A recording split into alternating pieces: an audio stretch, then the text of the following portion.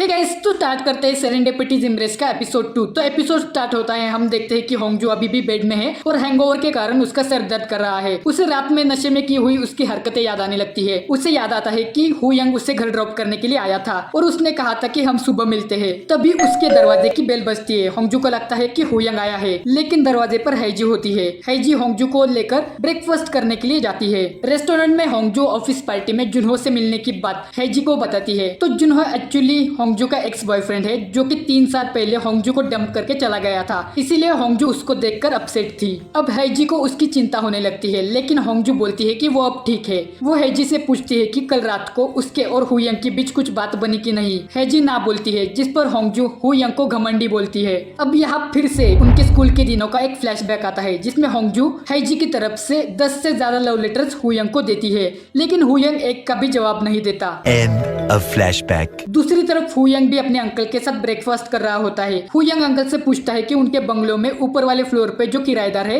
उसे वो कब से जानते हैं, जिस पर अंकल वुक बोलते हैं कि काफी साल हो गए। अब हु यंग के कहने पर अंकल वुक होंगजू को कॉल करते हैं और कल अगर वो फ्री है तो उनके रिश्तेदार को घुमाने लेकर जाने को बोलते हैं। अब होंगजू ने अंकल वुक के घर में एक छोटे बच्चे की फोटो देखी थी, तो उसे लगता है कि उसी बच्चे को घुमाने लेकर जाना है, तो वो हाँ बोल देती है। होंगजू हैजी को भी साथ आने के लिए बोलती है, लेकिन वो मना कर देती है। अगले दिन होंगजू अंकल वुक के रिश्तेदार को घुमाने लेकर जाने के लिए आती है और वो रिश्तेदार हु यंग है। ये देखकर वो शॉक हो जाती है। वो हु यंग को फोटो में जो बच्चा है उसके बारे में पूछती है, जिस पर हु यंग बोलता है कि वो बच्चा मैं ही हूँ, वो मेरी बचपन की फोटो है। होंगजू शुरुआत में उसके साथ घूमने जाने से मना कर देती है, लेकिन हु यंग उसे मना लेता है। होंगजू हाईजी को भी कॉल करती है उनके साथ आने के लिए, लेकिन उसका नंबर बिजी आ रहा होता है। जिसके बाद होंगजू और हु यंग थीम पार्क में जाते हैं और काफी एंजॉय करते हैं। इसी बीच हाईजी उसके पापा, जो कि उनके हाई स्कूल टीचर भी रह चुके हैं, उनके साथ माउंटेन्स में ट्रैकिंग के लिए जाती है। माउंटेन्स से उतरते वक्त हैजी को जुनहो का मैसेज आता है, जिसमें उसने कहा होता है कि वो शाम को उसके घर आने वाला है।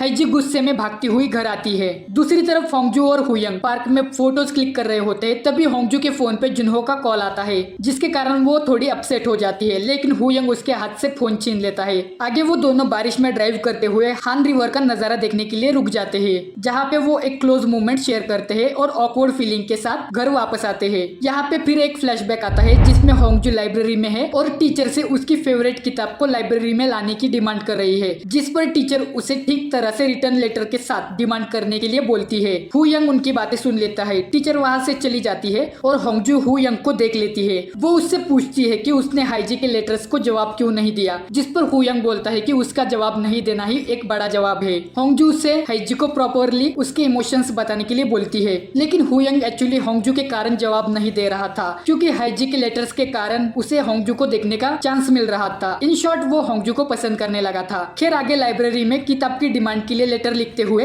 होंगजू सो जाती है और हु यंग वहाँ आके उसके बदले लेटर लिख देता है। End of flashback. आगे प्रेजेंट टाइम में जुनहो हाईजी के घर आता है और उससे बताता है कि होंगजू उसका फोन नहीं उठा रही, जिस पर हाईजी उसको होंगजू से दूर रहने के लिए बोलती है। जुनहो को ऐसा लगता है कि होंगजू अभी भी उसे पसंद करती है, लेकिन हाईजी उसे झूठ बोलती है कि होंगजू अब किसी और को डेट कर रही है। जुनहो को उसकी बातों पर यकीन नहीं होता और वो वहाँ से चला जाता है। अगले दिन होंगजू अपने ऑफिस आती है, जहाँ पे जुनहो आया होता है। होंगजू की कंपनी जुनहो की किताब को एक एनिमेटेड सीरीज में प्रोड्यूस करने वाली होती है। होंगजू की बॉस इसके प्रोडक्शन का काम होंगजू को देती है और होंगजू चाहते हुए भी मना नहीं कर पाती। आगे वो जुनहो को एक कैफे में मिलने के लिए बुलाती है, जहाँ पे वो उससे कहती है कि वो उसके साथ प्रोफेशनल बिहेवियर रखे, जिस पर जुनहो कहता है कि क्या वो अभी भी उससे पसंद करती है। दूसरी तरफ हु यंग और अंकल वुक होंगजू और जुनहो को एक साथ देख लेते हैं। अंकल वुक हु यंग को जुनहो के बारे में बताते हैं कि वो होंगजू का कमीना एक्स बॉयफ्रेंड है। इसी दौरान होंगजू कैफे से बाहर आती है। उसके पीछे पीछे जुनहो भी वहाँ आता है और होंगजू का हाथ पकड़ लेता है।